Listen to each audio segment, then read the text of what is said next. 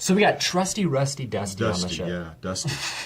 Trusty, rusty, crusty, musty. we get a lot of Good thing you didn't say lusty. Lusty. Yeah, I was like, lusty, dusty. And they were canceled.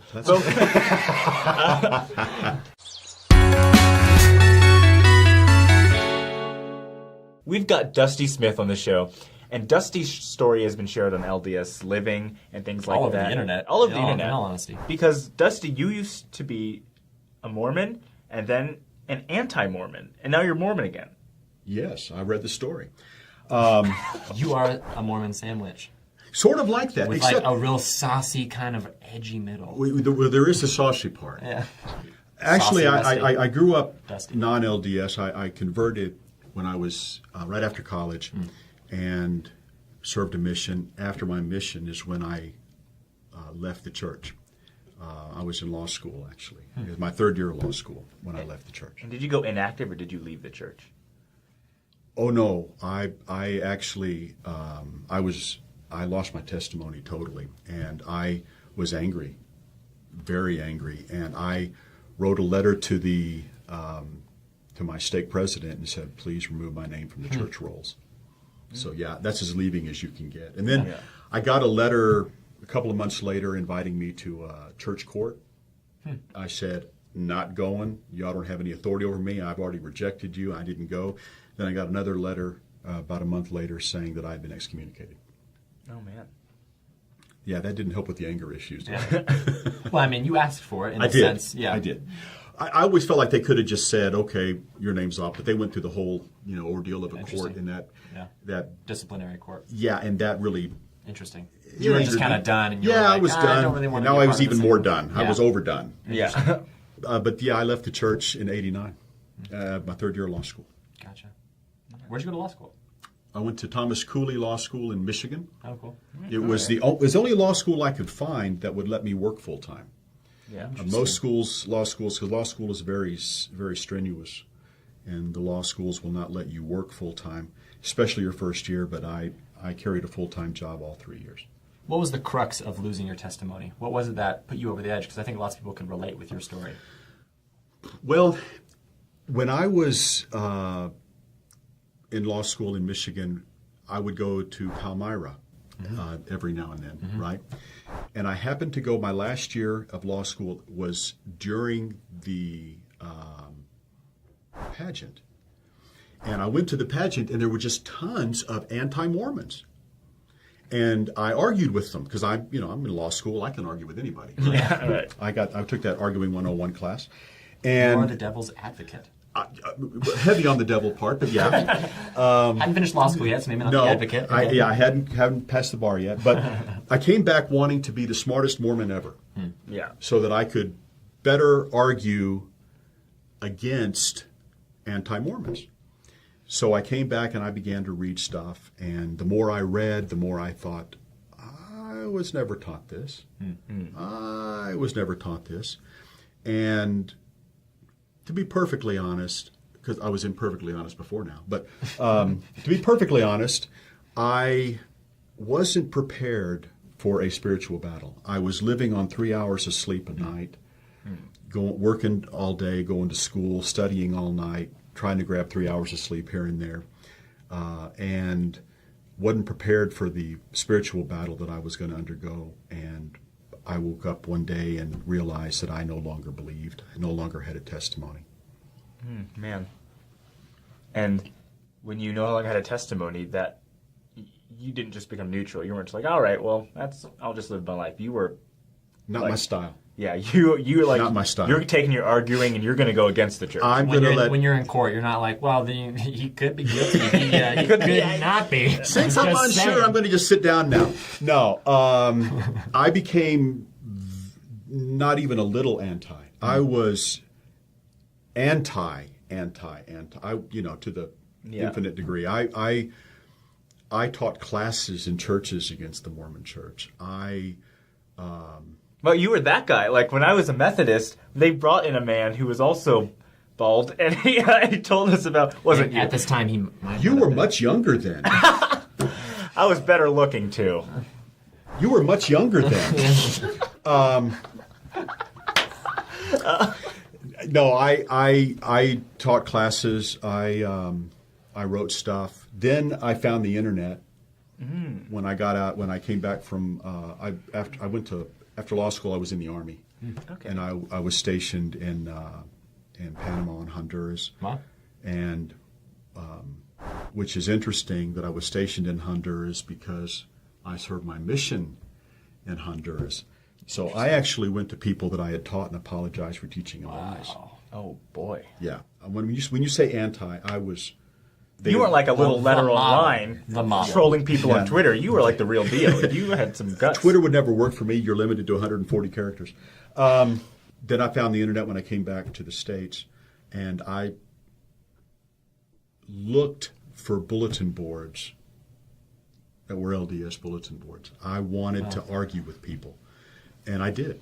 I went and found several, and I was constantly posting, you guys are wrong, you guys are wrong, you guys are wrong. Here's why you're wrong. It's a false church. It's a false prophet. You name it, I was spouting it. Hold on. So do you think that when you made your decision that cognitive dissonance fell in and you were like, well, I made my decision, so now I have to go deep into anti, or did you truly feel like there was no other option than to go anti? There's always an option, but here's the thing that I don't think that people... if you've left the church, you understand this. If you leave the Baptist church, if you leave the Methodist church, if you leave the Lutheran church, you haven't invested much in those things. You know, a lot of people choose their Baptist church, Lutheran church, Methodist church on who has the best sermon. They like this choir. Community. Yeah, the best congregation. They don't invest. When you become LDS, you invest in yourself into it. I was a college graduate when I became LDS the first time. I quit my job to go on a mission. Yeah. Okay? I had family that turned their back on me. I had a girlfriend who turned her back on me. I gave up quite a bit to be LDS.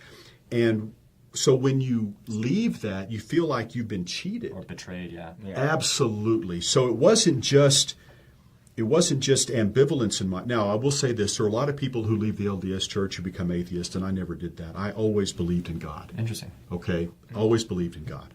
But yeah, holy moly, I was out there. I began to then search out places where I could argue with people. I wanted people to know that I was against the Mormon church and that they were all wrong, and I was right. And that's how I met Mike. In the story... Mike was on this, what do Mormons really believe? I joined and said, I'll tell you what they really believe. And he and I began to argue quite a bit. Some really nasty arguments. Interesting, yeah. We've been a part of those a little bit. I can see that with him. I can. Yeah. You're probably always right, though, so you just hold that inside. That's kind of the branding of the show. Yeah. It's based upon that. I didn't know that for a fact, but I suspected it. I had no idea that I had no idea that Bruce Willis had such a punch to him. Interestingly enough, I kind of have Bruce Willis look. I get stopped all the time. You look like I took a picture of me by a poster of his one day because people kept saying that, and darned if I don't a little bit. Yeah. I don't get his money, but maybe his strength. But on the positive side, I didn't have to be with me more either. So, so you're in these arguments with Mike. And they're nasty. And they're just not probably very edifying, or they're not really conducting any sort of good outcome. Yeah. No, in fact, people watched them because they were arguments in posts where I would say something and he would say something. Somebody else would join in. Yeah, this was a chat board where people would post on it'd be different threads, and you could go, and I would start threads. Look at what Joseph did here. Look at what this happened here. You would have loved Reddit. And was this just a couple of things, or was it like Joseph polygamy, blacks in the priesthood, women in the priesthood, Kolob, Heavenly Mother? Do you want to know one of the biggest arguments that I used against was all the various versions of the first vision? Because I would tell people on the board, you put a witness on the stand. I mean, I'm a litigator, right? You put a witness on the stand, and I have won more trials than I can shake a stick at by them having more than one story. 2 stories. I can destroy a witness with 2 stories. And Joseph has 9. Yeah. Oh, I can destroy his story. I could destroy Joseph on the witness. And I would tell that to Mike. Yeah. You know, but that was one of my biggest arguments. The archaeology was another one. You know, I can walk the streets of Jerusalem, but I can't walk the streets of Zarahemla. You know, so those were one of my other arguments. Yeah. So Mike and I, over time, became friends, and the hatred went away of the church, and I began to feel a pull back in 2005-ish. Began to feel a pull, and rejected it. I said, it's just good feelings of my mission, because I really loved my mission. Even when I was hating on the church, I would say, but my mission was my best 2 years of my life. Like I had some fun times. I loved being a missionary. In Honduras. Yeah. Not in Boise. No, not in Boise. No. I probably wouldn't have had fun in Boise. But I did. I loved being a missionary. So I kind of rejected it. Then in 2009, the pull came back a little bit, and that's when the miracle started. Was in 2000. What precipitated some of the miracles was in 2009. In 2009, I went down to the Mexican border to do depositions. I had a client who was from Mexico and had been in a car accident in Dallas, and I went down to do. He couldn't come back in the country, so we just arranged to do the depositions at the immigration station there on the border, in Laredo. So I go down to the border and I contract the swine flu. I had the swine flu in 2009, H1N1. Did you really? I did. I had the real bad kind, H1N1. You were much younger then. No, I'm kidding. Yeah. Let me tell you, Same time. I came back and I was so sick, and I'm a veteran, 6 knee surgeries. They consider me a disabled vet. So I called the VA. They said, "Oh no, don't come here." Nobody would see me. Yeah. They were afraid of it. I remember. And my bad. 2 missionaries knocked on my door. My son let them in, and they came up, and I didn't want them there. And they said, "Well, can we give you a blessing?" And I said, "Okay." And they did. And I was immediately healed. Immediately. I mean, I got up out of bed, walked them downstairs, and still did not join the church. My pride was way too. They said So I was going to. great. Well, no. Have a good day. Yeah. Thank you so much for the healing. Come again. I'll call you when I'm sick next Maybe time. not, actually. Well, I went back. I went back to Sacrament. I went to talk to the stake president. He said you'd have to go to a church court to come back. I said, "Well, I didn't do anything wrong. I'm not going to a church court." I said, "Forget it." I walked away. Well, in 2009, I did join another Mormon board under a name. I forget what name it was. Brigham Young. Something like that, like a name like an old apostle or something. Usually they do that. And I told him I was being pulled. I felt a pull. Yeah. And then I immediately left the board and never went back. Forgot I'd never been on that board. Yeah. In 2014, I rejoined that board under a name Country Boy. And You don't say. yeah. And I begin posting, and this girl starts messaging me. Her name was Garden Girl. And she said, "I feel very, very strangely drawn to you." And then George Strait was like, "Come to the church." I'm a country boy. She's a gardener girl. And You probably should stick to just talking. So Let us be funny on this show. So anyway, I told her, I said, I got to tell you, I don't mind messaging you, but I'm married. And she wrote back and she says, "I'm 75. Get over yourself." So she just gardens. Yeah, she just gardens. Yeah. So anyway, we got talking on the phone one day. She was LDS, and I was never going to come back to the church. We were talking, and she said, "Do you have any family members in the church?" I said, "No." I said, "Oh, I do. Hang on, I do. I've never met him, but he's a big mucky muck. His name is Dean Jesse. He is a church historian.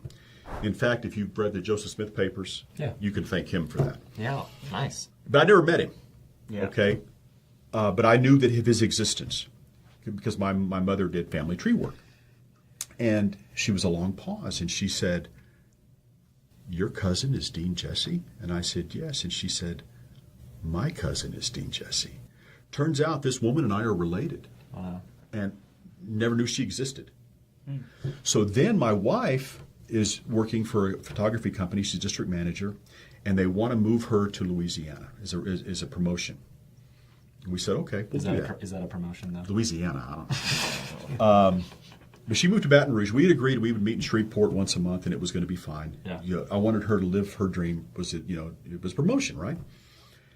She was there for several months, and they said, we're going to close that district. We want to move you to Baltimore. Right? So we talked about it. I said, fine, I'll come visit you every 3 months. Mm-hmm. We'll go see Washington, D.C. We'll do stuff. So I called Mike, my friend Mike, right, of the bulletin board fame. And I said, Mike, I need you to pray. We need Susan to get this position in Baltimore. It's a 2-week vetting deal, but, please pray for her. And Mike said, absolutely, I'll put her name in the temple, which Mike had done for 20 years for me. And I said, however, Mike, this is where I got really crafty. I said, if God wants me to be LDS again, he will send Susan to Salt Lake. There was no position open in Salt Lake, and I knew that. The very next day, the person in Salt Lake retires. Very next day, Susan's paperwork is transferred to from Baltimore to Salt Lake, and she's hired without any vetting immediately. So I'll call Mike, and I said, Mike, you're not going to believe this, but Susan's going to Salt Lake. And Mike said, well, you know what you told God? I said, I was just joking. He said, God wasn't. That's when I decided it was time to hit my knees. And I said, okay, Heavenly Father, you want me to be LDS again? Great. But I have issues. There's issues that I left the church over. Those have never been resolved. I need you to resolve these issues. Yeah. And I left it in his hands. And then for the next several weeks, I would wake up in the middle of the night with a new answer. Every night. Well, not every night, but almost every night. I was some new answer. For example, I told you that geography was one of my issues, right? Archaeology. And so I'm sitting talking to the Lord, and the Lord says, okay, if you walk the streets of Jerusalem, does that make the Bible true? And I said, no. And he said, but if tomorrow someone found a sign down in South America or somewhere, and they wipe it off and it says, welcome to Zarahemla, population 450, what would that do? I said it would make the Book of Mormon absolutely true. Mm-hmm. And he said, well, then where would be your faith? Yeah. And I was, okay, that's an answer I can accept. Mm-hmm. One of my issues was Joseph Smith. First, it was the one where he was a treasure hunter, a kid. Folklore, yeah. You know what the Lord told me? He said, okay, Mr. Attorney, who would you have chosen? Would it have been you, who questions everything? Would it have been a doctor, perhaps, would have been more your liking, who always needs to have proof and evidence of something to fix something? Or how about my plan, where it's a person who's open to the suggestion that there's other stuff out there, that there's the potential that God will talk to you, that God will be there, that you'll have visitations from angels. Who would you have chosen, Mr. Attorney, since you're so smart? And I said, Joseph Smith, sir. But that was an answer that I could understand. But the one about the this is kind of funny, because I'd always heard the answers, well, he told different things to different people at different times. Yeah. So something happened during the day, and Susan was living here. Mm-hmm. I was still living in Dallas, and something had happened. I don't remember what the story was, but I wanted to relate the story to Susan. Mm-hmm. So I'm telling Susan the story, and I've already told it a couple of times to friends during the day, but I'm telling Susan, I'm cutting some things out because I feel like she doesn't need to know the superfluous stuff, right? And she's interrupting me, all asking questions, and I hate being interrupted. Keep that in mind. Anyway. Oh, sorry. So finally I get mad at her for interrupting me because she's asking me questions, and she finally says, if you'd tell me everything, I wouldn't have to ask you questions. And then I realized, you do tell people different stories based on who they are and what you think they already know. Mm-hmm. And that was a hard way to learn that lesson because we had a fight. But it did dawn on me, yeah, you might change the story a little bit. Not change it, but alter it to focus on different things. Yeah, or less depth, depending on who you're talking. Yeah. So these were some of the answers that I was waking up with in the middle of the night. And I'd write it down and go back to bed. And then one day I woke up and I hit my knees to pray, as I did every morning, and I realized my testimony was back. And I had I don't want to make it sound like I'm a visionary because I'm not, but I had like this scene in my head where Heavenly Father the Lord walks up to me, and he's got his hands like this. And he walks up to me and he says, okay, I have kept this safe and warm for you. Now it's your turn to keep it. This time, take care of it. And he touches my chest. And my testimony's back. And for the first time in my life, it dawned on me that the testimony, when I was at LDS the first time, it was like, testimony was like an iCloud. You pulled it down when you needed it. I'm going to give a testimony. I'm going to pull it down, give a testimony, put it back up there. And it occurred to me that your testimony is a living, breathing thing. And if you're not nourishing it, taking care of it, and feeding it, that it will die, as it did with me the first time. Yeah. So I went back to Dallas. I came to visit Susan in April of 2015. I had gotten where I was going to get rebaptized, hadn't been baptized yet. And I come to Salt Lake to visit Susan once every 3 months. And I'm taking my 5-mile walk that I do every day. And the Lord says, this is home now. Now, I don't want to move here. I had a great job, great law firm, nice house, balcony, front porch. I love my house in Dallas.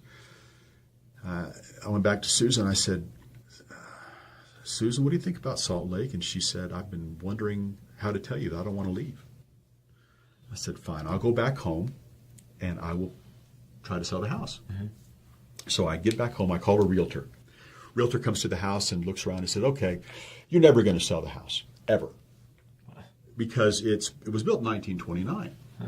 The foundation's a mess. You're going to have to spend thousands of dollars into this house just to get the house sellable. Even consider appraising it. Yeah, and even then you'll never get what it's worth. And I called Susan and said, okay, Susan, never mind. We may have to rent it out. I got baptized. A couple of days after my baptism, I get a knock at the door. A guy is standing there and he says, I want to buy your house. I said, my house is not for sale. He says, I know. I was driving down the street. I looked at it. I like it. I want to buy it. I'm one of the 3 Nephites. Hang on. Oh. Teaser. I said, sir, I got to tell you, I appreciate that, but I don't have the money or the time right now to spend to get it all fixed up. Right. He says, nope, I want to buy it as is. Oh my gosh. I said, how much? He wrote down the figure. It was more than the house was worth. I called Susan. I said, you're not going to believe this. And she said, when the Lord wants you someplace, he really wants you someplace. Now, the story does not end there. About a year after that, I sold the house, moved here, boom, right? About a year after that, I get a phone call. Some guy wants to buy my house in Dallas. I said, I sold it. He said, you sure? I said, I was there, pretty sure. And he said, hang on a sec. And I heard papers rustling and everything. And then he says, huh. I said, what? And he goes, yeah, the records show. Your house was bought by somebody. He then disappeared. Your house is in foreclosure. For him, not for me. I got my check. But the guy that bought my house, if you go down Dallas right now, the house is abandoned, a mess. He buys my house and disappears. And so make your own suggestions. So then, remember I told you about the missionaries? Are you one of the 3 Nephites? I'm actually 2 of them. In February of this year, went down to Santi, Utah to a gun show and saw a table of holsters. Don't like guns? I was about to say. How does he know? He can just tell. He can just see the... I have radar for those that hate the Constitution. That was a good one. I love... In my apartment, we have the Constitution on our wall. It's full of dart holes. I get it. Especially right around the Second Amendment. That's the bullseye. Oh, man. Glenn Beck's going to love this episode. So anyway, I'm at the gun show, and I want a holster. So I see a table for holsters, and we go over there. My wife and I walk over, and we're talking, and the one guy says, are you from Texas? I said, yes. He said, I own property in Texas. I said, cool. And we got to the why I'm here, and I said, well, if you heard the President Uchtdorf's talk in October, then you know why I'm here. That was me. And he goes, really? Will you talk to me for a minute? I said, sure. So my wife and I walk over with this guy, and another guy kind of follows. So I'm telling this guy my story. And I get finished, and the other guy that followed him says, you're from Dallas? And I said, yes. And he goes, Oak Cliff? I said, yep. He said, you probably don't remember me, but in 2009, I came to your house and gave you a blessing.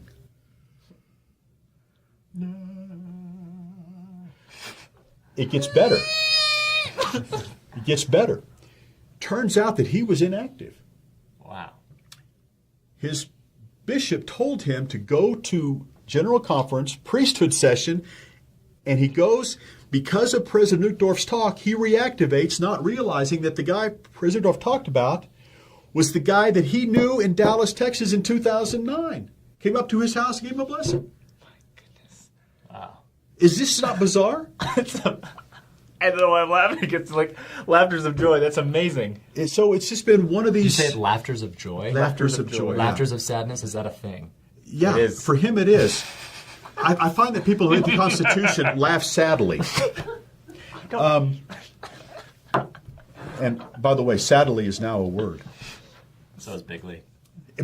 Muchly is a word.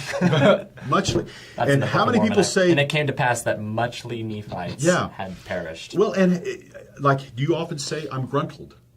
I don't often say that. I say that. I'm gruntled. I can imagine. Because it's the opposite of disgruntled. Ah, Yeah, see? Gruntled means you're not disgruntled. it's true. that makes a lot of sense. Well, I had to spell it out for you, buddy. So